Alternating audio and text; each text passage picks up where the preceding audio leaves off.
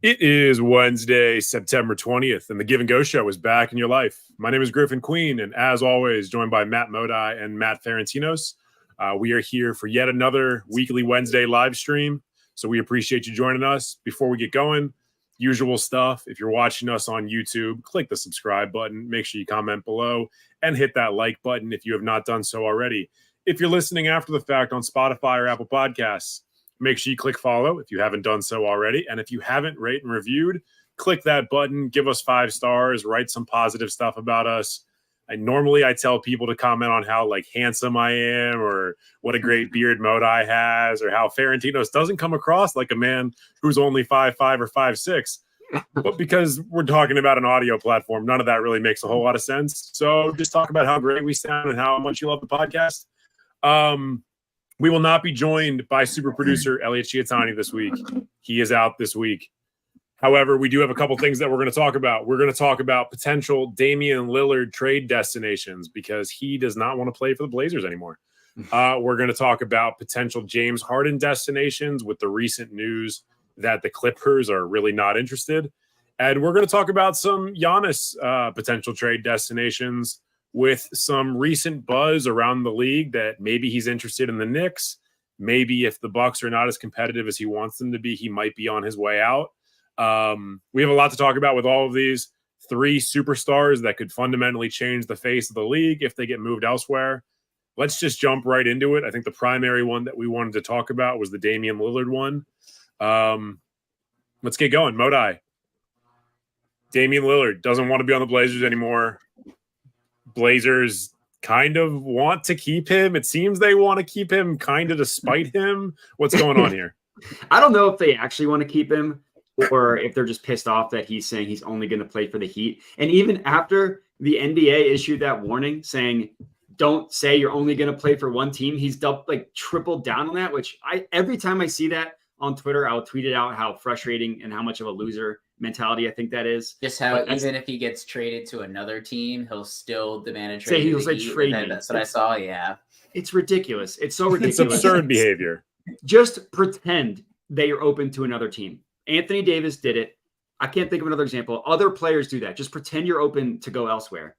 Sure. But in terms of non-Heat trade teams, they've been talked about a little bit, less so since they re-signed Jaylen Brown. But I feel like the Celtics would be the perfect destination for Damian Lillard because they have the defensive infrastructure to survive the point guard like Dame, who is net negative on defense.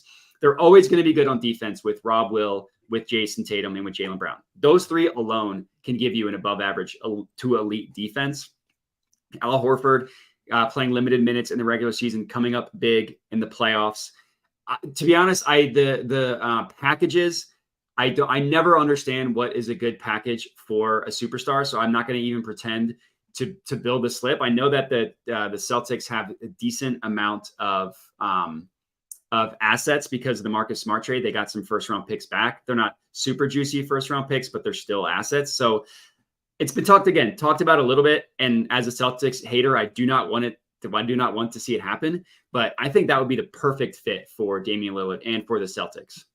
Would they give up a Jaylen Brown to make this happen? Out of their superstars, to make a trade happen, do you think they would have to give up one of their major pieces? Obviously, you're keeping Tatum, so I figure Brown would be the one that would move. I just don't understand, unless the Blazers are trying to remain competitive, I don't understand why they would want Jaylen Brown. And he just re-signed, so that would be that'd be like some Blake Griffin shit. Jaylen Brown would be one of the few players in the NBA today who would cost more than Damian Lillard.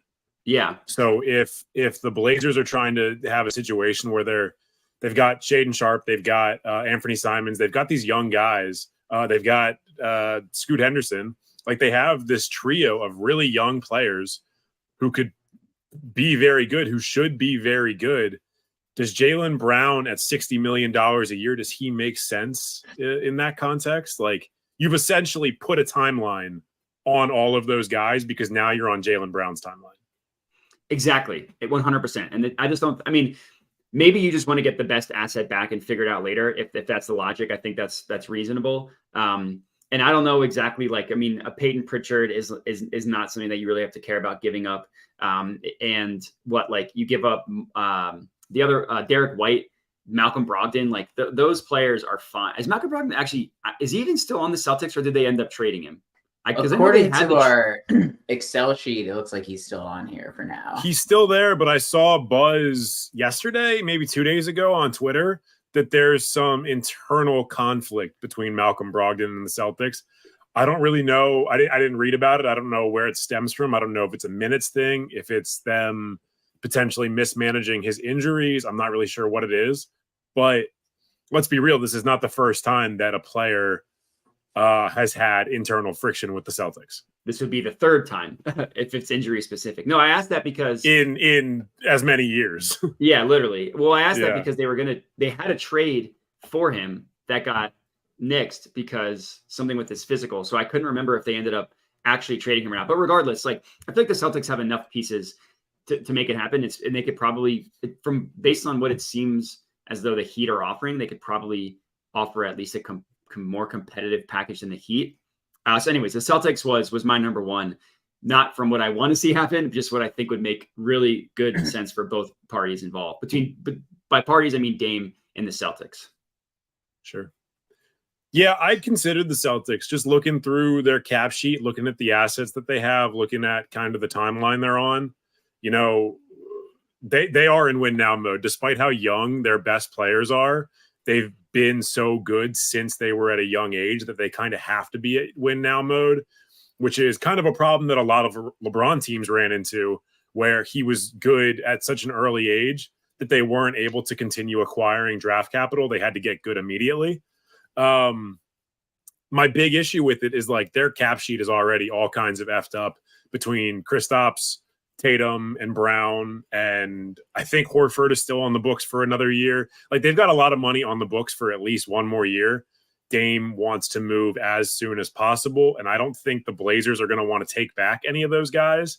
I don't think they even conceivably could take Brown or Kristaps this year because they both signed their deals within this most recent calendar year. Excuse me. Yeah. There's a limitation on how soon you can trade somebody within the same calendar year. So they might be able to do it before the deadline, but I don't think they could do it prior to the season.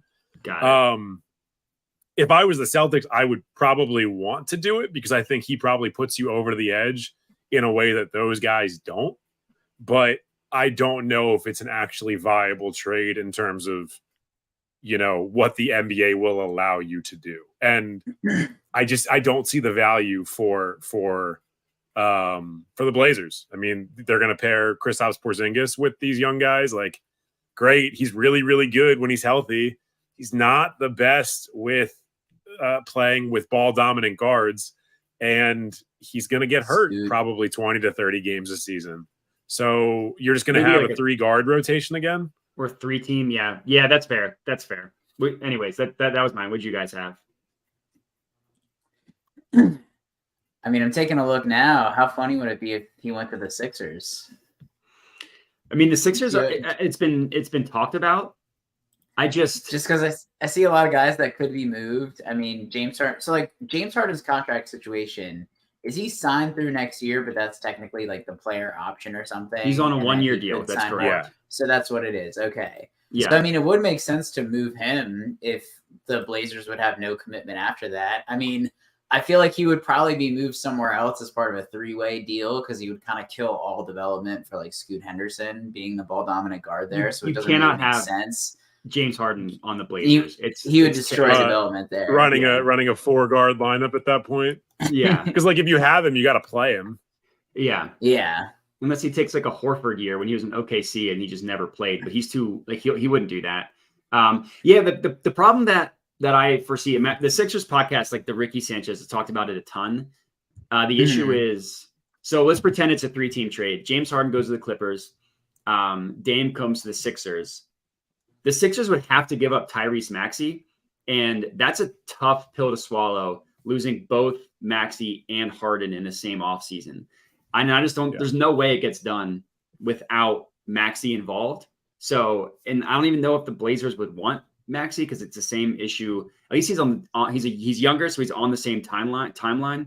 But between him, Scoot, and Simons, it's 3 smaller ball dominant guards. I would love it if Dame came to the Sixers and somehow they could keep Maxey because prior to this, I have loved Dame. I just don't think that one's reasonable either. Yeah, I don't really know how that one would. I mean, I can see how that one would work logistically, particularly because like Maxey is still on his rookie deal. I think there are team options this year and next year. He's got 2 years left on that. So Maxey is technically contract extension eligible now, but the Sixers came out and said that they're not going to extend him until next year because they want to preserve flexibility for the next. They could theoretically open 1 max slot and then like 95% of a second max slot as things currently stand, and they don't want to mess with that. That's why the Sixers haven't done anything. Like all they signed were 1-year minimum deals because they did not want to mess with next year's books. Which, yeah, again, to throw it back to the LeBron thing, that's what his teams always do because they try and maintain as much flexibility as they can. Yeah. I mean, if that's the kind of trade that Embiid signs off on, because basically if you're the Sixers, you're not just trading Harden at that point. You're also kind of trading the idea of Embiid because if, based on what everyone is reporting, if things don't work out soon with the Sixers, Embiid is going to try and do the exact same thing that these other guys are doing, and he's going to try and force his way out of Philadelphia. Has that been reported? All I've seen is the opposite, is that he's saying that he will not do that, regardless of what happens. Like every report there's been a number there. I don't think there's been any names tied to reports, but there's been a lot of different like sports talk guys who usually have their ears to the ground saying that Embiid is frustrated with the situation in Philadelphia. Now, whether they're hearing that from Embiid or they're hearing that from the Fanatics guys or they're hearing that from Philadelphia, the organization, because they're trying to play hardball, I can't say because it's always like, who are your sources? That's interesting. Yeah, I mean, if I'm Embiid, I don't think there's a better situation for me outside of Philadelphia. I don't think any team is going to like protect you to the degree that they do. I don't think they're going to spend to the degree that Philly seems to be willing to. And then there's still the Fanatics connection that he has in Philadelphia, where it's called what it is. There's probably some money a little under the table that's changing hands. And honestly, I don't even care. Like, it doesn't bother me. It happens with every team. It's just like what different firms are working with those teams. The Patriots, this is not the NBA. Patriots did it with Tom Brady every year. Yeah. Yeah. We know it happens. The entire existence of the NCAA worked under this assumption up until the NIL a year ago. So, let's not get up in our feelings about it. Is it a little scummy? Sure. Are these guys already paid below their actual market value? Yes. So I don't really care that much about it. It would be an interesting trade. I think Dame to the Sixers would be a very interesting trade. I, again, don't know if the Blazers want that unless it's like, okay, we can get off the Dame Lillard money 1 year earlier. Yeah. And look, if they can somehow, let's pretend this trade happens, Maxey goes to the Blazers, Harden goes to the Clippers. If they can somehow surround Embiid in Dame with wings, switchable wings that can shoot, which is, this is a pipe dream because that's what everybody wants.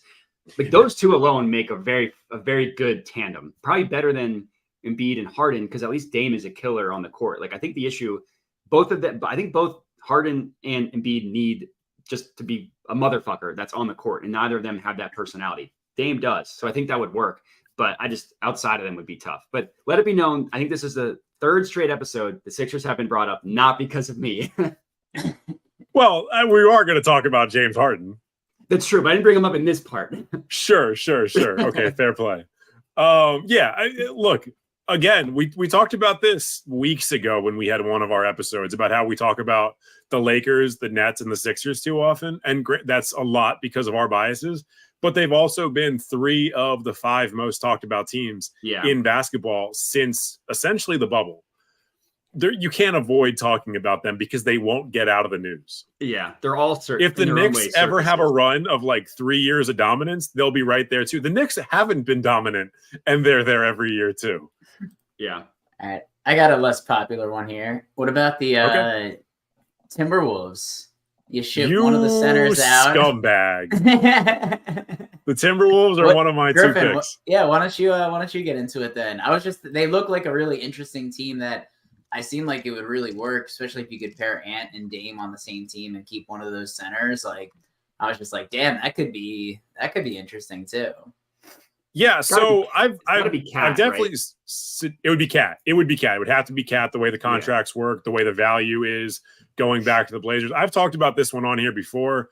I know I've talked about this one off pod with Jared and probably with you guys as well. If you ship Kyle Anderson and Karl Anthony Towns for Damian Lillard and a couple picks, the Blazers immediately are not necessarily contenders, but you pair one of the best offensive big men in the league with three of the best offensive like guard picks of the past 5 to 10 years. You don't have to rebuild at that point. You have the guys that you're going to pair together. Cat's on a big deal. Simons is on kind of like a mid-level to max deal. Like he's on a cheaper deal than he probably should be on.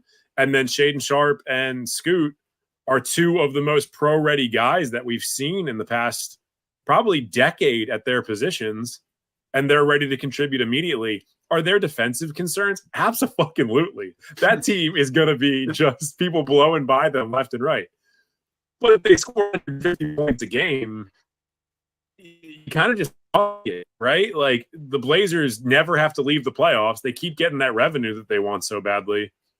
You can kind of keep this going.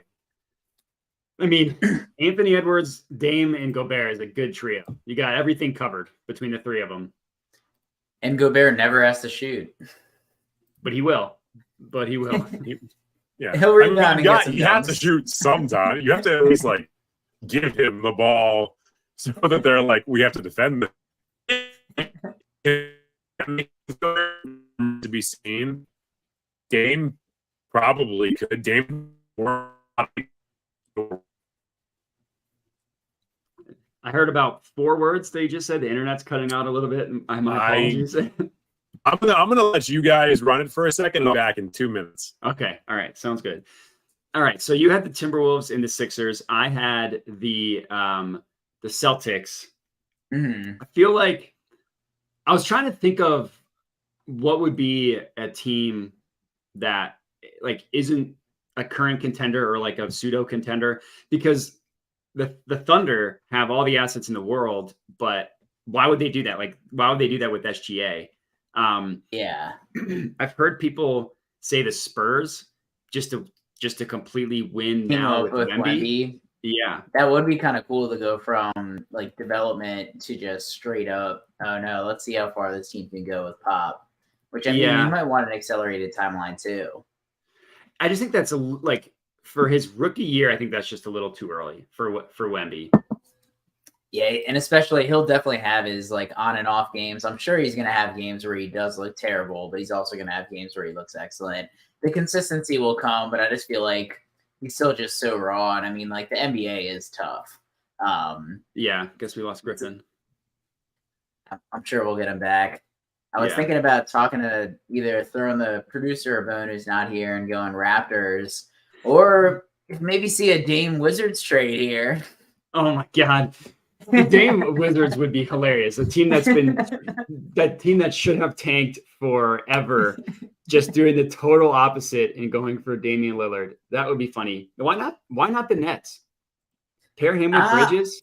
The Nets could work because, yeah, I mean, they have a lot of young players. I thought it was funny that Elliot picked out Claxton, Bridges, which are 2 locks, but then Spencer Dinwiddie is the other like hold. Instead of Cam Johnson. This clown, yeah. I mean, Cam Johnson, but I was even thinking Cam Thomas because they like him and they've been developing him. Ben Simmons is still a guy who we haven't really seen anything yet, but I feel like with what they've invested in him, that would be someone that they would keep. But also that could be another piece that can move. Obviously, it would probably be a few months into the season right before the trade deadline if Ben Simmons is showing that he's not worthless Ben Simmons and just figuring out what outfit he's going to wear on Instagram from the sideline on a certain night. Hey, here we go. But I mean, I think it would be good. I always say like looking back on it, the Nets picked Gerald Wallace, I think, in like 2011. And that's when they were in that like win now mode right after getting the Russian billionaire owner and trading for like Paul Pierce and Kevin Garnett when they were way past their primes, like on their very, very last legs trying to do anything. And the pick that they gave up to trade for Paul Pierce, or no, it was to trade to acquire Gerald Wallace. And that draft pick ended up being Damian Lillard. And so I'm like, the Nets gave up the pick to be Dame Lillard during this like bogus rebuild where they try to get, Gerald Wallace to really help with their team. It was brutal. And wasn't so it would be kind of nice to see Dame back. Yeah. Wasn't Gerald Wallace like in terms of analytics, one of the worst players in the NBA when he was on the Nets? Wasn't he horrifically bad? Or is that later in his career? I mean, that was later in his career on the Nets, so I could see that being the case, but I didn't think he was that great on the Bobcats either. I mean, the Bobcats didn't have that great of a run. Yeah, there was one like couple year span where Gerald Wallace was like legitimately one of the worst analytically rated players. I'm not sure by what stat, and this was like 10 years ago, so the NBA advanced stats aren't quite what they are now. I do remember that being a thing. But yeah, I feel like the Nets have, and Zach Lowe talked about this, I think, in terms of non-Giannis. Was this while I was gone? Was the other one suggested the Nets? And that was me. Ferentino, are you guys looking at my document? I have the Nets and the Timberwolves as my two teams on my document. Man, you give your spiel then, because I think it makes a ton of sense. The Nets do. Yeah, well, yeah. I mean, there's a lot of pieces to it, and you probably touched on a bunch of this. The Nets have a bunch of pieces that the Trailblazers probably want, guys that they can pair again with their trio of young assets, their young talented guards. They have some second round picks that they can trade. I don't think they have a lot of first round picks they can move, so that kind of makes it a little dicey. No, but so sorry to interrupt you. That's one thing with the Nets. They have a lot of first round picks that aren't theirs. That's why they're such an enticing trade team, because they have the Sixers for the next, I think, 2 years, and I think they have 2 or 3 from the Rockets. Okay, so I was reading that's probably my inability to read. I thought other people owned their first round picks, but I guess it was they own other people's first round picks.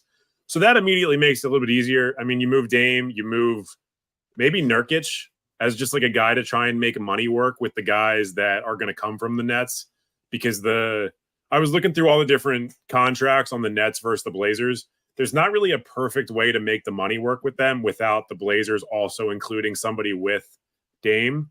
And Nurkic is a guy who, look, his best days are behind him, but you can still kind of play him as a bench big, particularly if the Nets are losing a guy like Claxton.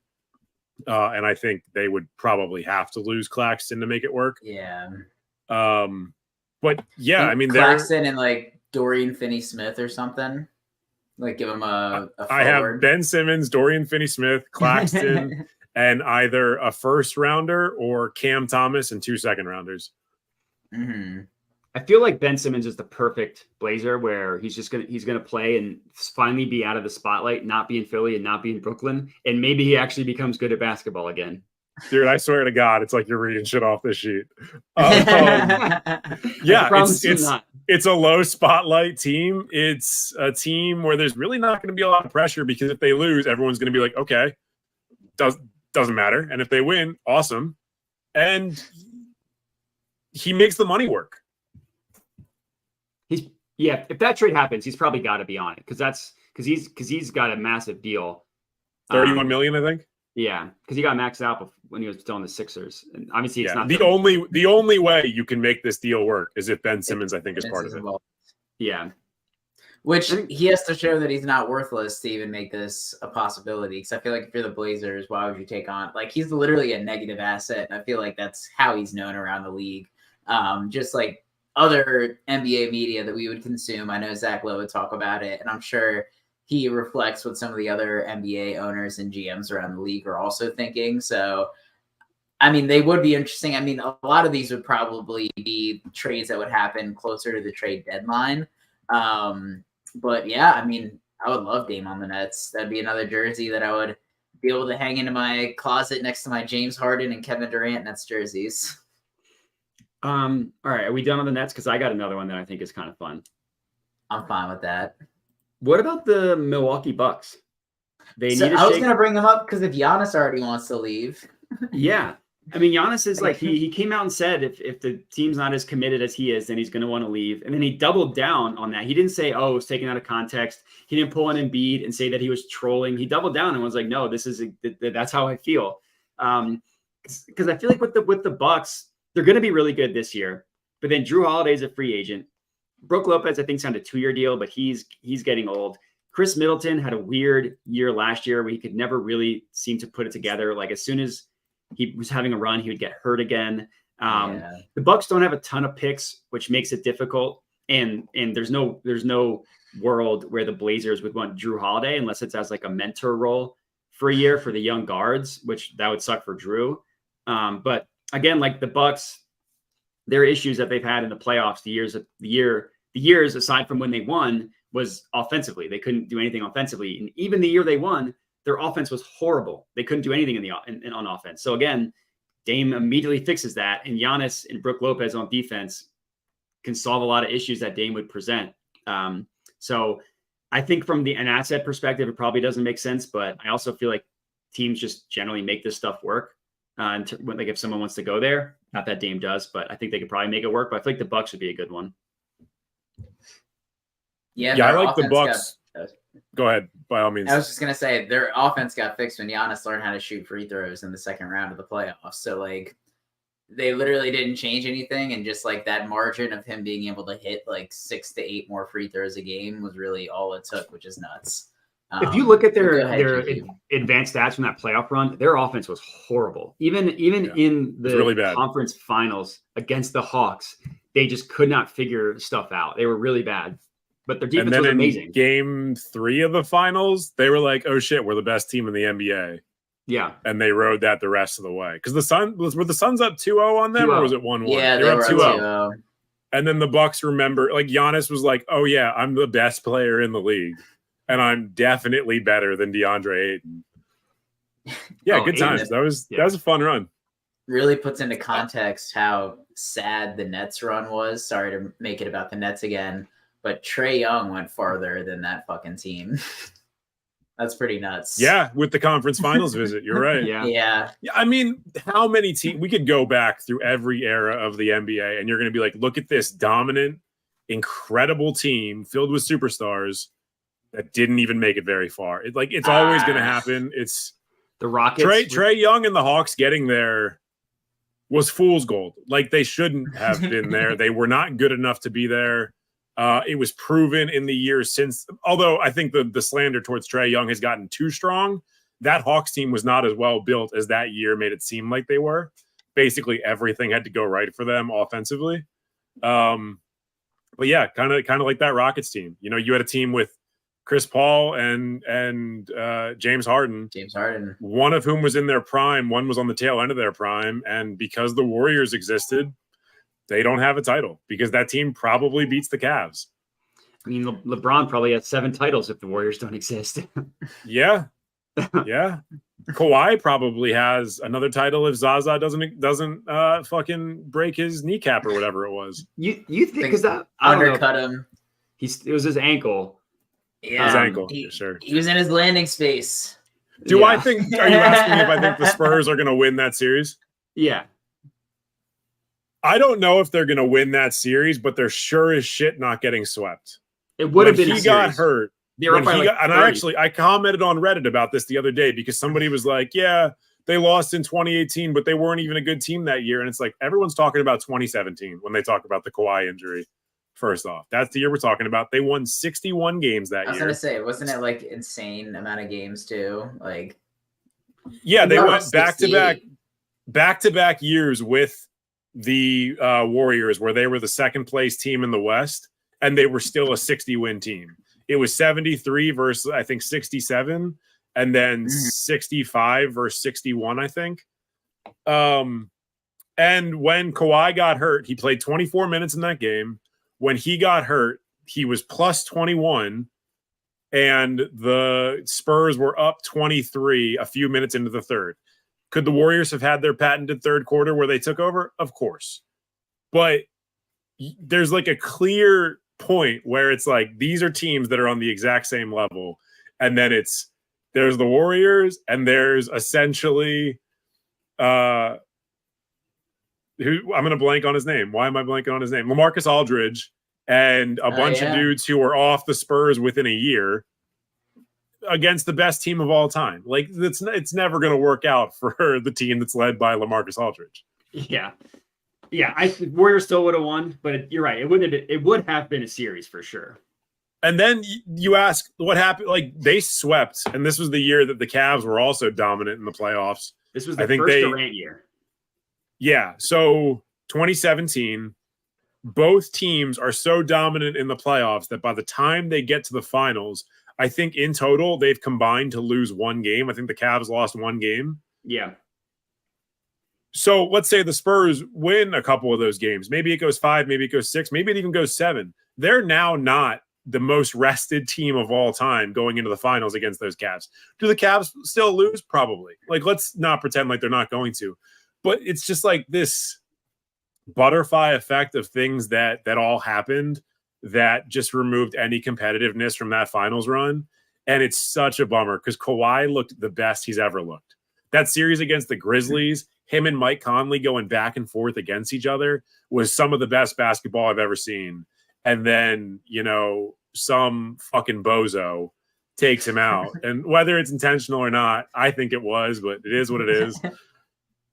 It's just a bummer. It's just like one of these things we talk about on this show all the time where it's like one little thing happens. Somebody gets hurt. Somebody misses a game. Kyrie Irving decides he doesn't want to get the COVID vax. Like there's just these little moments that ruin these runs for potential all-time great teams. It's amazing going back through championship runs and realizing, and I think we talked about this a little bit ago, every single team requires luck in some capacity to win the finals. And I think that when people say, well, your team's just lucky to win. Like, yeah, show me a team that didn't have luck. Even the Warriors, as you just laid out, had some luck, especially their first one. It's good you say that. We actually had an Instagram reel about that a few weeks ago. And it was one of the ones I think that it wasn't one of the ones that like blew up, but it got a few comments. And somebody was like, the 2011 Mavs didn't have that much luck on their side. They were just really good. And I went back through that because I like to revisit that run. 2011 Mavs may be the most like outside of the COVID bubble, which you can talk about however you want to talk about it. 2011 Mavs went through just a who's who of teams that were healthy and were ready to play. And I mean, I guess you could say they had some luck in that LeBron chose to be the Robin that year and he didn't play the way he should have played.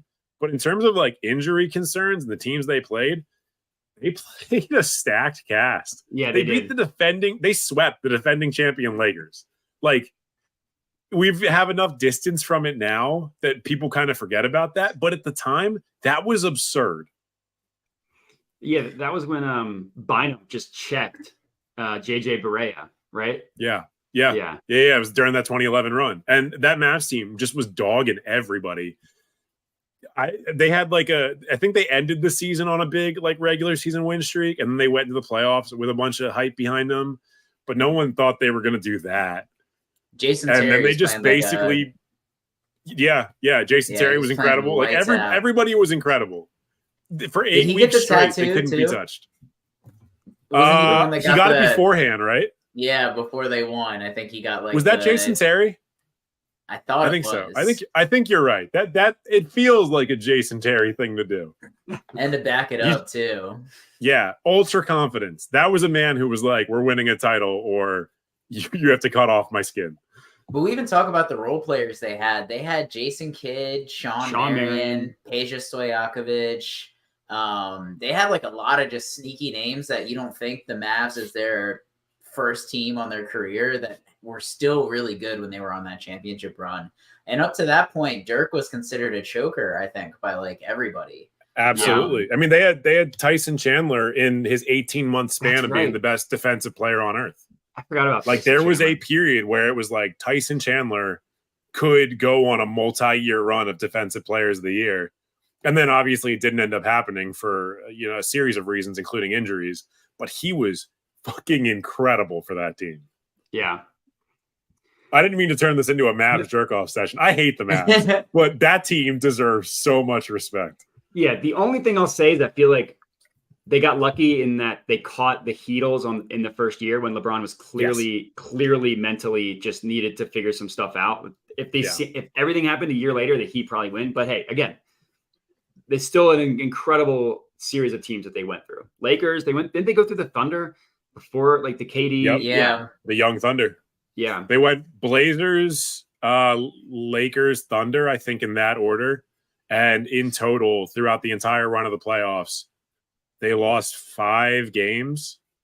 And that's losing to the Heatles, the defending champ Lakers, the maybe 3 best young guys that have ever been paired together ever in the Thunder, and then a good Blazers team, like a 45-win Blazers team. Yeah, it's a run, dude. It's a crazy run. Yeah. So, all right. We talked about Dame. I was going to say, are we on Giannis talk now? You want to skip Harden entirely, or you want to talk about him for a minute? Oh, we can talk Harden.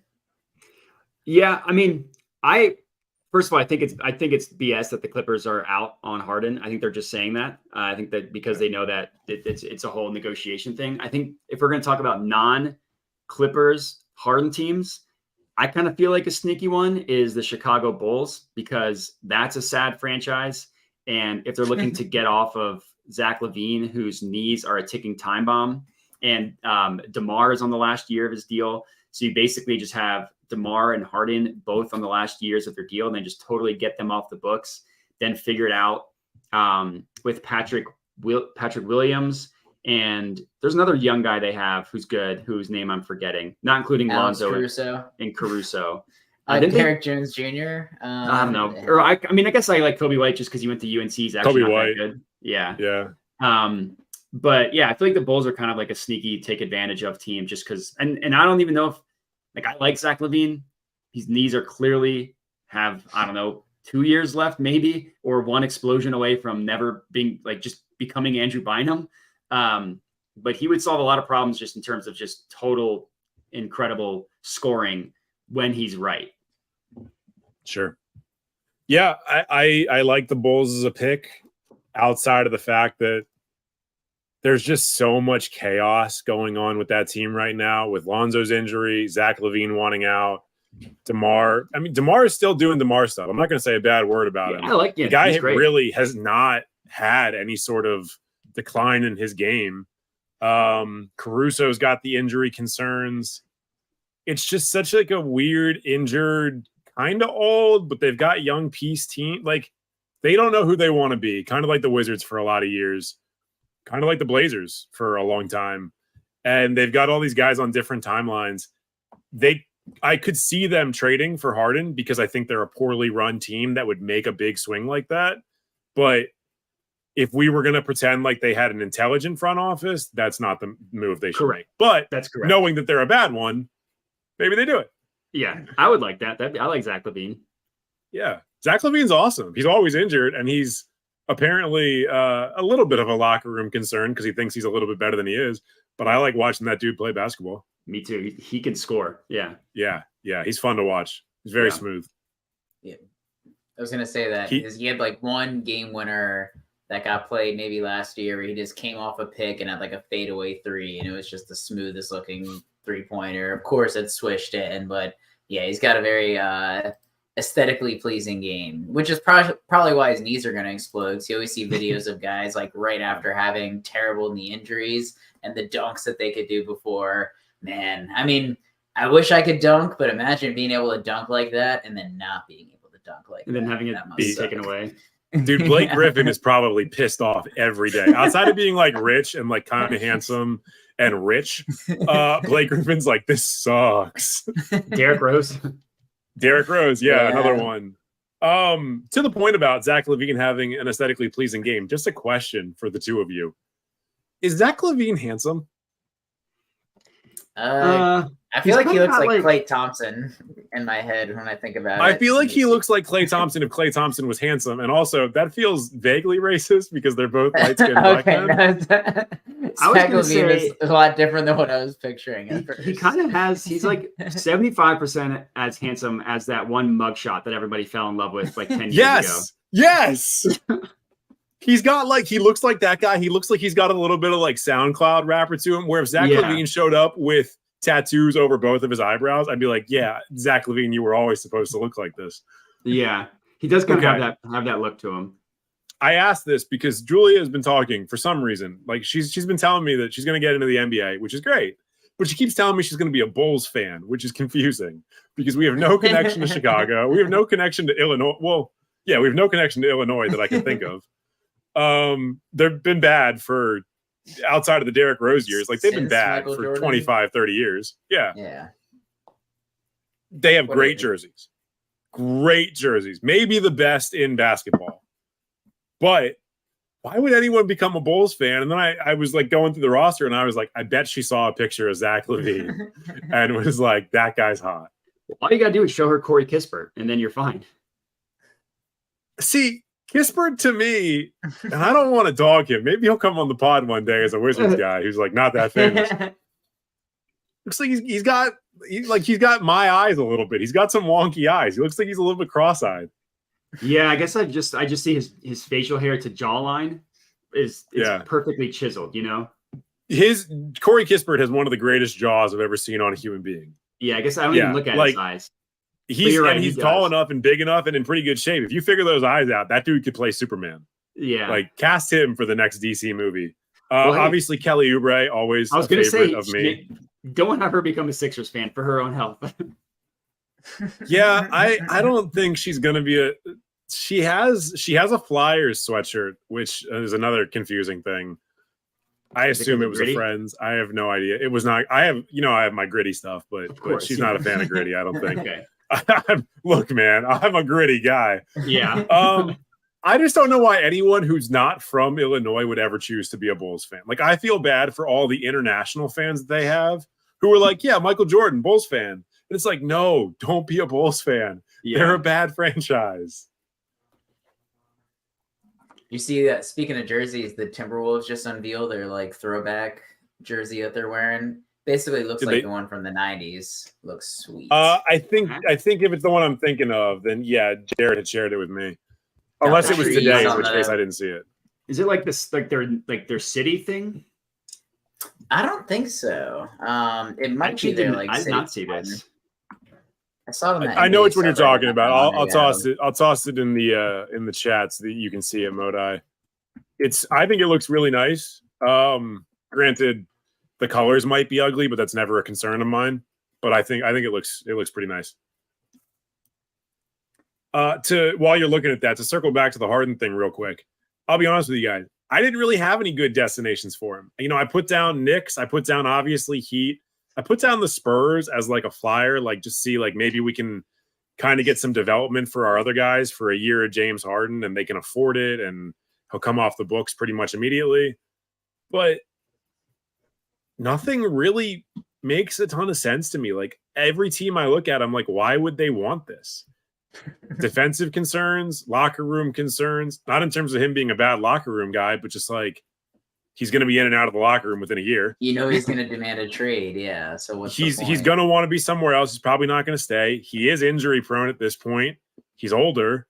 He's a ball dominant guard, and most guys are trying to trend away from ball dominant guards. Like, there's just not a lot there to love if you're another team that's thinking about a trade. You know who I could see doing it, though? Who's been a classically terribly run organization? The Hornets. The Kings. I can see the Kings just blowing it up. That's what I'm saying. You say they're past it, but are they? Yeah, me too. I would be really, really sad if the Kings did. I left the Kings off my list because I was like, no, good organization now. Figured it out. That would be very upsetting for the Kings if they had one really fun year and then immediately ruined it. They would burn Sacramento to the ground. Yeah, they would. Yeah, the beam would be directed towards every building, and I assume it's a real laser, so it would be like a Death Star like thing. Sacramento would be left in ruins. That's no moon. I'm exactly. When we eventually announce one of our segments and looking at the Kings, I'm like, they got some players. You know, they do have some fun players to build a squad with. The Kings are good. They should not trade for James Harden. No, and the Kings' entire style is predicated on fast. So if you add James Harden to that team, you're giving $45 million over a year, so it's fine, to a guy who has literally the inverse style. No of what cardio. It's like this is totally random, but it's kind of like it's going to be interesting with Chris Paul and the Warriors because it's a very similar, clashing style thing that we're talking about with the pace and space of the Warriors, and then Chris Paul just dribbling the tar out of the ball every time down the floor. My take with that is the take that I always have for these really good kind of older guards. If you can convince him to take like a primarily bench role and play him, 24 to 26 minutes a game, you could conceivably have a bench that runs entirely different from your starters. And then it works because then you have different styles you can throw at them. And you have one of the best point guards of all time running that bench unit. Steph Curry. Convincing Chris Paul to do that, however, what are we talking about here? Yeah. And that was a random thing. But anyways, that's we can. There were already comments though where Chris Paul was like asked who the point guard is, right? Or like something about that. And he's like, we'll let the coach decide. Like, I think he asked whether like that. I thought he asked whether he would be okay not starting as opposed to being the specific, which I guess is kind of the same question, maybe if it's how it can be interpreted, but I think that's what he was asked. I mean, imagine just like if you do have defensive concerns would be terrible, but like imagine going small ball with like Chris Paul and Steph Curry as your backcourt. Like that would be kind of insane. Just have Steph primarily be the shooting guard. Yeah, but then you're losing out on Steph's. Like Steph is so good on ball. Like, yeah, he's maybe the best we've ever seen off ball. I'm not going to take that away from him. I'm not going to sit here and diminish Steph Curry. But I like Steph with the ball, and I like Draymond with the ball. Granted, I'd probably like CP better than Draymond with the ball just because Draymond can do other things that CP really can't. But it's going to be a weird team this year, I think. I think they're going to be good, but they're going to be confusing. I can't see Chris Paul passing the ball to Draymond Green though. I feel like he passes the ball knowing he's going to get an assist. Dude, I can't see like that. I hope it implodes. I don't think it's going to. I think they're all big enough. They all care enough about winning that I don't think it's going to implode. But I hope it does. As a very biased fan of the Lakers, I hope every other team in California shits the bed. You guys want to move on to the Giannis talk, and then we'll get out of here we're going to do an immaculate grid, and then we'll get out of here. Yeah. All right. Awesome. So we had, obviously the Giannis stuff. There's been talk for years about the Knicks being interested in him. There's been talk for years about the Heat being interested in him. Obviously, any of the big market teams, so the Lakers are going to come up there. Everyone who wants preeminent free agents has supposedly been interested in Giannis, and of course they are. Who wouldn't want a top 3 player in basketball to come play for your team? But it's always been Giannis saying that he wants to be on the Bucks. He wants to be on a small market team. He wants to be loyal to the city. But it feels like the buzz is ramping up a little bit now that they've had multiple playoff exits in a row where, yes, Giannis has not played as good as he could have, but the team as a whole has kind of let him down as well. The coaching let him down. They obviously just made a coaching change. And I don't think we could say the organization has let him down because they've made a lot of big swings to put good players around him. But we're now getting to that point in Giannis's career, like we saw with LeBron when he was getting near his 30s, where Giannis is a superstar surrounded with an aging supporting cast, not a lot of picks that they can spend on anything, and a question of, can this dude by himself continuously carry this team to playoff success? So he's got to be thinking about it. The Bucks have to be thinking about it. The rest of the league's mouths are watering, thinking about it. Giannis might be available. Everyone's saying the Knicks. I personally don't think so. Ferentinos, we'll start with you. Is there any team that you think Giannis both fits with and who could potentially make a trade for him in the next couple of years? And it doesn't have to be this year. It could just be, in the very soon foreseeable future. I mean, I feel like the Knicks are just connected because literally, like you were saying, it's the media effect where anybody is gonna, like, especially with the big superstars. I remember when Zion hadn't been drafted yet in the lottery, they literally had memes of like Zion and KD both wearing Knicks jerseys, and that's why it was even more hilarious when they all went to the Nets. But I feel like if the sweepstakes actually open up and Giannis is available, I mean, I feel like every team would want a Giannis, but maybe like the Hawks, I could see be a team that comes out and starts bidding for someone like Giannis, pairing him with like a Trae Young, if that's the guy that they want to keep there. I mean, it's free agency, so he's opening the door for a trade by saying all this because he has 2 or 3 years left on his current deal right now. 2 years. 2. So he's basically saying, if you want to get assets for me, now's the time to do it. So yeah, I think the Hawks could be a pretty good team to do it. They're like one of the big markets that I feel like kind of is in that like lower tier, but still is a really big historic sports city, which I feel like kind of is important to what Giannis wants to do. And I feel like they would have a lot of pieces around a Giannis to compete. Really, I think he's that caliber of player where if you throw him on any roster, like you kind of give them a chance to win it all. But yeah, maybe ATL. It's opposite color to what he's been wearing, but that wouldn't be a bad place to be honest. Staying in the Eastern Conference. Yeah. I like the Thunder. What better player to cash in all your chips that they've been accruing for decades, essentially, than for like probably the best player in basketball, especially in 2 years from now when KD's a little bit older. He probably won't be. I mean, whatever. We don't need to talk about who's going to be the best player in 2 years, but top 3 regardless. Why not Giannis? So I like both of them. I like the Hawks. I like the Thunder. Thunder makes a lot of sense if the Bucks are like, give us everything, and the Thunder are like, we can give you everything plus everything else. Like we have everything to give you. That's a good one. They have the capital to make it work. The only reason I didn't keep the Thunder on my list, and they were one that I thought of, was like, they have a lot of guys. I mean, like Ferentinos said, you can kind of make it work with Giannis, like no matter what team you are. Like you can put him on the Pistons right now, and I don't think the Pistons are going to win a championship, but they're probably going to win 45 to 50 games, and that's like an insane jump. So if the Thunder even have to move some of their like starting guys outside of just the draft capital they have, they're probably going to try and make it work. Like Shea next to Giannis, Chet next to Giannis. That's a long athletic lineup. And then Giannis does not have to be the guy. He can go back to playing kind of like a 3-4-5 role where he doesn't have to be a primary ball handler. Shea's going to do it. Chet's going to do it. If Poku's still there, he'll do a little bit of it. If Giddey's still there, he'll do a lot of it. Like they could offload the Ferentinos contract. Yeah. Yeah. Oh, remember who gave him that contract? Forget. The good old Washington Wizards. If you want to put Giannis on a team where everyone can handle the ball and feed him the ball, the Thunder might be the best choice in the league.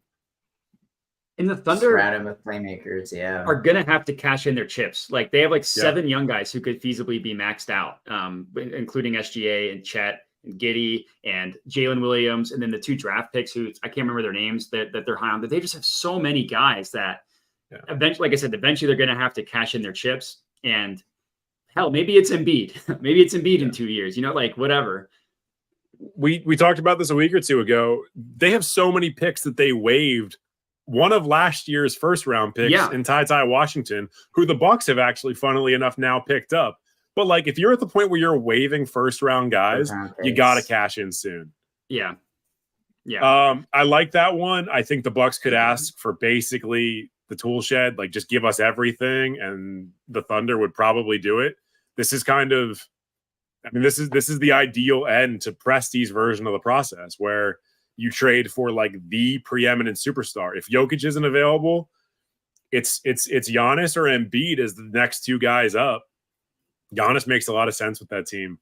I like that one a lot. Yeah. I think that's better than the ones that I put together. What do you got? I had Charlotte because Charlotte loves the big swings. They've got a pass first guard. They have a bunch of picks coming up in recent year or in upcoming years. They're probably going to have to do something if they want to retain LaMelo Ball and any of these young guys they've got. Obviously, now they've also got Brandon Miller to pair with them.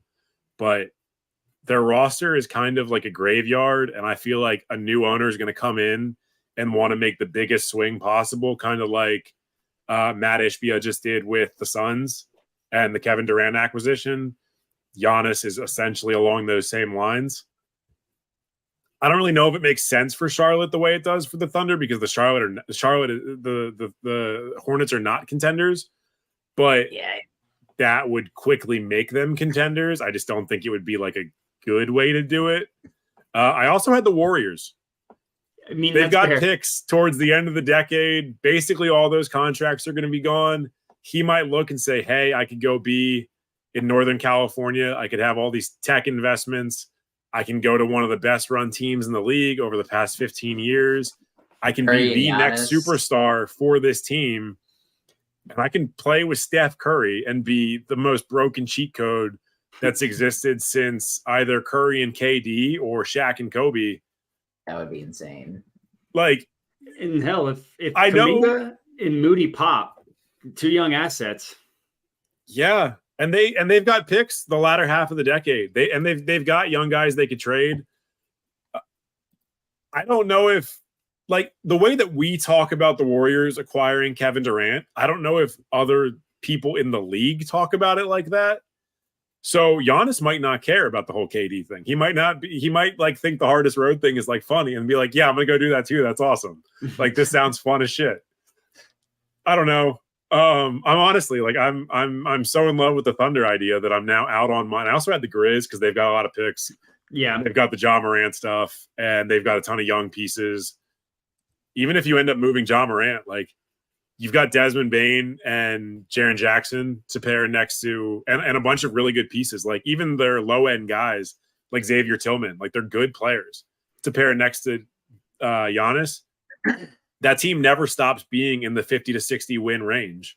And you have an immediate contender in the West at a time when the West is getting really fucking old.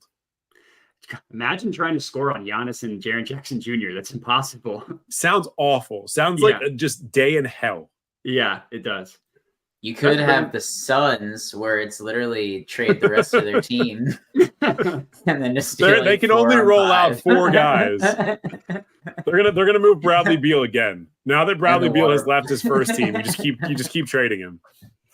Ayton can go to the Bucks. They don't care about Ayton. Yeah, I don't think anyone cares about Ayton. That's part of the problem. Ayton looked good in FIBA. I'm gonna say that. For the Bahamas? He looked like a man rejuvenated. You know, I don't know if it's going to translate to this season. I hope it does, because when he was healthy and he cared in that 2021 run, I thought he was a lot of fun to watch. Ayton might rehab his value. He was awesome in the playoffs up until the last 4 games of the finals. He was awesome that whole run. Yeah. To the same point about the Bucks figuring it out, it's like Ayton kind of lost track of who he was towards the end of it, but he was so instrumental to them getting as far as they did. Yeah. A lot of good destinations for Giannis. I'm now leaning Thunder. I kind of want it to happen. Like, I really enjoy that he has been on the Bucks and the small market team has dominated. But if you want to go to an even smaller market, OKC is right there. So, like, this is a win for small market teams. I hope it happens. Moda, I like the idea. Ferentinos, if the Hawks happens, at least they'll be a fun team. And, I mean, unlike with Harden and Dame, where it's kind of hard to make it work, Giannis, everyone wants him. So we will see some interesting trade packages presented by different agents and reporters over the next few years. I'm sure of that. Yeah. Now that he opened the door, the Sharks are going to be swimming. Oh yeah, absolutely. There's blood in the water. And the Bucks, you know, they honestly might feel good about it. They got a title. Now they can rejuvenate their draft picks. You know, they've traded a lot of things away to kind of make this 5-year run of contendership happen. They're very similar to my Nats after 2019. The cupboard is bare. You got to get picks back. You got to get young guys. Drew's old. Brook is old. Middleton's old. Giannis, despite being your superstar, he's a young guy. So if you can trade him, get him off the books and start the rebuild as soon as possible. I agree. All right. You guys want to do a immaculate grid and get out of here? Let's do it. Do it. All right. Fantastic. All right, let me share my screen. Share screen. Let's hope this works. It's gonna be really embarrassing. Hell yeah. All right. If it doesn't work, we're just gonna cut that end of the show and get it out of It's here. true. Let me pull the Hey. overlays off. You guys can see All it. right. Yep. Yes, we can see it. What does the right box say? 10 plus rebounds per game in a season. Has to Nice. be for this team. All right, so I guess we should lay it out for the audio listener. We need a square for Bucks, Heat, which I already have one. You guys probably have one too. We need a square for Heat, Mavericks. We need a square for 10 plus rebounds per game in a season playing for the Heat. We have that same category for both the Warriors and the Pelicans. Then we have Mavericks and Warriors. We have Bucks and Warriors, Pelicans, Bucks, Mavericks, Pelicans. Okay. Where are we at? I mean, First there's an one- obvious one for Bucks, Heat. Jay Crowder. Oh, that's a good one. I was thinking PJ Tucker. I was gonna say Jay Crowder. Who did you have? PJ Tucker. PJ Tucker is another good one. I think More people are going to have Crowder. More people are going to have Tucker. So Crowder is a better guess. Oh, okay. So I was going to go the other way. I was going to say that more people are going to have Jay Crowder than PJ Tucker. You think? But Okay. I mean, they're both like kind of in that same range, like defensive-minded guys who probably aren't as good as we think they are, but they're important to contending teams. Yeah, I just thought more people would have Tucker because he went to an Eastern Conference Finals with the Heat and he won the finals with the Bucks, whereas Crowder really didn't play that much when he was on the Bucks. We didn't have like high-profile games, but it's more recent, so you kind of have to weigh that. I'm down to go Crowder. Let's go Crowder. Let's get that one off the board easy. I didn't get any picks Not Corey last Crowder. time. I don't know who that is. 12%. 12%. That's pretty good. All right. Yeah. Which direction we want to go next? We want to go just jump around, or we want to go directly to the right? We can do either one. I got one for Heat and Mavericks. Okay. Josh Richardson. Ooh, that's Josh a good Richardson's one. a good one. Trying to think some of those 90s teams. Did Jason Terry ever play for the Heat? I don't think so. Trying to think. No, he wouldn't have played there. Yeah. The 10 plus rebounds a game always messes me up. This is where I always get wrong. So just to confirm, for those, we have to do it for the Heat, for the Warriors, and for the Pelicans, right? That's correct. Okay. And for the Pelicans, old Hornets players work. Like, Okay. there was okay. there was one where it was like Pelicans and Suns, and I guess Chris Paul, and it worked. Huh. Did Baron Davis ever play for the Bucks? Ooh, I'm trying to think for Pelicans because he was a Hornets guy, an old Hornets guy. That's a good guess. I don't know if he ever played for. I mean, I know he played for the Warriors, but that doesn't really help us. Because for Warriors Bucks, I was thinking Dante DiVincenzo. Did he bounce to teams? Yeah, you're right. Yeah. No, that's a good one. He played for both. I like DiVincenzo. Should we do it? I mean, that's definitely correct. Yeah, let's do that one. DONT. Yep. Ooh, yikes! 43%. Popular. Very popular. A lot of people had that. That makes me think that there's not been a lot of guys between Bucks and Warriors. You're probably right. Yeah, you're probably right. I mean, for 10 rebounds for Pelicans, Anthony Davis. Right. Yeah, definitely. I mean, that's 62%, but I don't want to risk getting. I don't know who else would like. Valanciunas, I don't think ever did. He also might have. Valanciunas might have. Yeah. Yeah. Now that I think about it. Okay. So for the Warriors, did Looney? Oh, Looney's a good one. Is it a good one? Are we sure that he's had over 10 a game? 10 rebounds a game. Yeah. I'm not. We can wait on it. Let's wait on him a little bit because I mean, like him and the other big men were kind of taking stuff away from each other. So I'm a little worried on that. What about like Bogut? If you want to go a little bit older, he probably didn't play enough minutes. Bogut during those like 2013, 2014 period might have worked. Did Bogut play for the Mavs at all? That sounds right. Yeah, he might have. I can't think of it specifically. He might have. Trying to think. I'm trying to think guys between the Mavs and the Warriors as well. Yeah. There's like multiple gunners that are Steve- coming to my mind. Steve Go ahead. Nash never played for the Warriors, right? He just coached there. No. That's correct. He was Mavs and he was Suns and Lakers, but he was their Lakers, development coach. Yeah, that's correct. Kind of the same thing as like I guess it doesn't matter, but we couldn't do like Jason Kidd because he's coached for the Bucks and the Mavs, even though they don't cross over each other. But right. Yeah. The Mavs one is harder than I thought. What about like I guess like Seth Curry never played for the Warriors. He never played with his brother. No. I don't think so. Because Seth Curry has been on a surprising. He's been on a lot of teams. It's been on Seth like Curry's- 9 teams. Yeah, He's bounced around. Yeah. I mean, should we just to get stuff away, Josh Richardson here? Or do you guys have a better one Yeah, for Heat? let's do Josh Richardson. I like Let's that. do it. It can't be that many people. 15. I see. That's more than I would have thought.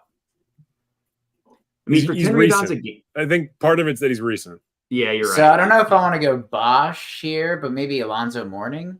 I was thinking morning. Shaq with the Heat probably would have too. Alonzo Yeah. Mourning's a good one. So very famous. Yeah, Alonzo Mourning's a good one because he's older and he's not as well known as Shaq. So are we all good with that? Mm-hmm. I'm pretty sure he had over 10 a game. Boom. All Yeah, right. if he's Definitely 35%, Shaq would have been like 50. We gotta when we get off of this, let's take a screen grab of this because I want to put in some of the guys that we didn't pick and see where they end. I guess it tells you after at the end, actually, right? It tells you after. Yeah, we can look up after. Yeah. All right, Mavs Warriors. I feel like there's a lot of turnovers in these teams. JaVale McGee. I finally remembered his name. Yes. Oh yeah, You're right. I was like, who's the name I can never remember? JaVale McGee. He's a great one for Immaculate Grid because he's been on a million teams. He's been all around the league. Yeah. He probably has 10 titles. rebounds. 3 titles for that man. Good for him. Yeah. I think the most titles that have like come and gone from the Wizards in 30 years. No one that comes to our team has won anything. But after Pelicans Bucks. yeah, these two are tough. Drew Holiday. Oh, duh. So were there any other players in that Drew Holiday trade? That's what I'm trying to remember. Like, who did Drew get moved for? Eric Bledsoe. Eric Bledsoe. There you go. Good old E. Yeah. Bled. It's a good way to think about it. Who was the less known guy in this hyper? Yeah. I mean, that was a good thought from Modi. Okay, so we've got Mavs, Pelicans, and Warriors 10 plus rebounds a game per season. Yeah. Mavs, Pelicans. Huh. I'm trying to think who would have played for the Hornets as well. Like David West, did he ever play for the Mavs? That's a good question. Tyson Chandler? I think he played for the Hornets. Tyson right? Chandler, I thought about too. Did Tyson Chandler play for the Hornets? Because he didn't play for the Pelicans. I think he played for the I Hornets, but I'm not confident enough to ruin the grid for that. Sure. What about one of my go-tos for the NBA? The point guard who we've talked about, who's been everywhere. Ish Smith. Has he played for either of these teams? Yeah. I don't think he has. I honestly don't think he has. Yeah. I think he's doubled down on both the Sixers and Wizards. He's gone to both twice, I think. Yeah. And he's played for 13 teams, but I don't think these are 2 of them. Okay. All right. Let's think. Are there any like Euro shooters that would play for both these guys? Because I feel like they both love a Euro shooter. Like Bertans? Did he ever play for the Yeah. Pelicans? Yeah. I love how American you say his last name. Bertans. Yeah. That's how it's Davis spelled. I'm frenetic. Yeah. It's the East Coast in you. Yeah. Like Maxi Kleber's only played for the Mavericks, right? I don't know if that's true, but I don't think he's played for the Pelicans. Or like Tim Hardaway, but he was like Knicks and Hawks, but he was never. Did Pelican. Larry Nance Jr. Yeah. play for the Mavs? That's a good guess. I think he went Lakers, Cavs, Blazers, Pelicans. He played for the Blazers. Okay. I feel like there's an obvious one we're missing. Let's say there always is. There Or always is. Like Solomon Hill. He's like a random big man. Jamal Mashburn. For whatever reason, that sounds like a guy that would have played for the Mavs and the Pelicans or the Hornets. Mashburn definitely played for the Hornets, right? Pretty sure. Yeah. Or like I guess I was thinking the big man who I don't think he ever played for the Mavericks, so it's a moo point. All right, so Warriors 10 rebounds a game. Draymond never got 10. Let's move right? on to that. Let's refresh the brains a little bit. Else. Yeah. Draymond never would have got 10 rebounds a game, right? No, even at his peak. No, I don't think so. He I think he was always under. I think he was like an 8 or 9 rebound a game guy. I mean, Looney's not a bad. Looney might be there. They love Looney, and he can sometimes get those 20 rebound games. Wilt Chamberlain. That's true. Can we just do that? I mean, I don't want to rule it out. I mean, we all know that his stats are it's just like what if they're like stats before 1960 don't count or 1975 don't count? Yeah, let's do Wilt Chamberlain. Fuck it. I mean, if he's in basketball, to be fair, to confirm, this goes off of Basketball Reference. So if Wilt Chamberlain. Oh yeah, so he'll be in there. Okay. Yeah, that's a good guess. I didn't really think about that. All right. There's some on here that I don't feel great about. I'm glad people chose Wilt though. Wilt the still. Yeah. God, man, Pelicans, Mavericks. There's got to be people like recently. There's people that we're not thinking of. Oh, I got one. JJ Redick. Okay. Is Austin Rivers played for both these teams? Did he ever play for the Mavericks? I don't remember. I think so, but I don't remember. JJ Redick, let's do it. He definitely did. Yeah. There we go. Boom. Hey. All right. Let's go. All right. Do we want to see some answers? Absolutely, we want to see some answers. I like looking at this. Oh, Rajon Rondo. He was a good one. Wow. So Alonzo Mourning is actually the most. I forgot about Rondo with the Mavericks because it was such an awful exit. It was like a total shit show. Yeah. And all right, well, I'm glad we didn't take Anthony Davis, right? Or did we? No, we did. We did? Damn. Yeah. We got some of the most popular ones. That's tough. So we got DiVincenzo, and then all three of these. Yikes. Yeah. That 10 rebounds a game. I mean, there's not that many dudes. I mean, look, it's hard to get 10 rebounds a game. Like there you go, 5 people for the. So actually, that's a good question. Not that I would know more answers, but for the Golden State Warriors, does that include like the Philadelphia Warriors and any other? It honestly probably does. There's probably a ton of dudes from that era that have done it. So here are the 5 players. This is pretty zoomed out. Can you see my screen? Yeah, JV. So Valanciunas has done it. Okay. Tyson Chandler.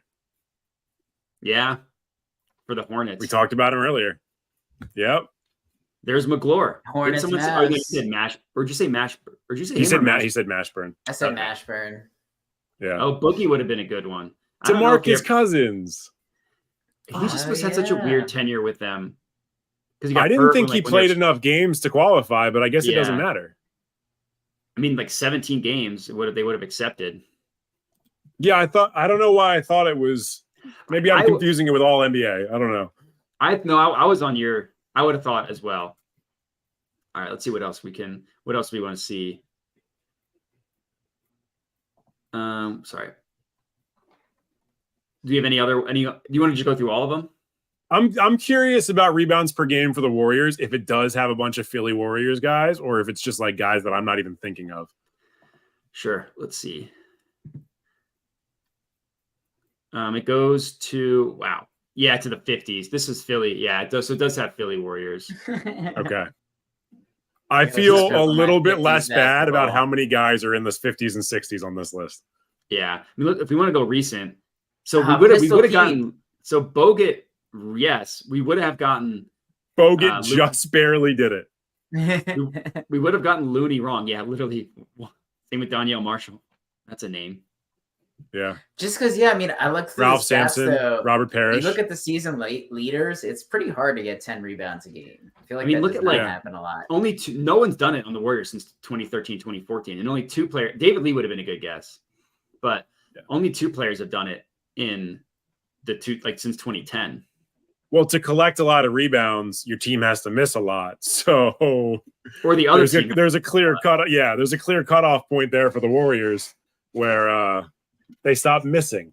Not getting a lot of offensive rebounds. Yeah. Yeah, I mean that's why Drummond's numbers were always so overly inflated because he'd get so many of his own attempted tip-ins that he'd have like 4 offensive rebounds a game, and it would just be his own missed shots On the one play. Yeah, the emptiest rebounds I've ever seen from a player. I mean, some of those right. 20 rebound games, yeah. Any others that you guys want to look at, or you guys want to wrap up? I think I'm good. good to bounce. We can wrap All right. it up. Fantastic. So what I'm going to do is I'm going to cut this, and we're going to toss this up and see if people do better than us. But we can talk about that after the show. That's inside baseball stuff. If you are still watching us or listening to us on your preferred audio platform, we appreciate you being here. We appreciate you tuning in. I do apologize for my technical issues earlier in the show. Hopefully it did not ruin the audio. I will try and correct it. If you're not already subscribed, if you don't already follow us, if you haven't liked, if you haven't commented, if you haven't rated and reviewed, if you haven't done any of that stuff, do one of the 5 things that I just said. That's all I ask. We will be back, same time, same station, every Wednesday, 5:30 Pacific, 8:30 Eastern. We will see y'all next week. Have a great one. Peace. Adios.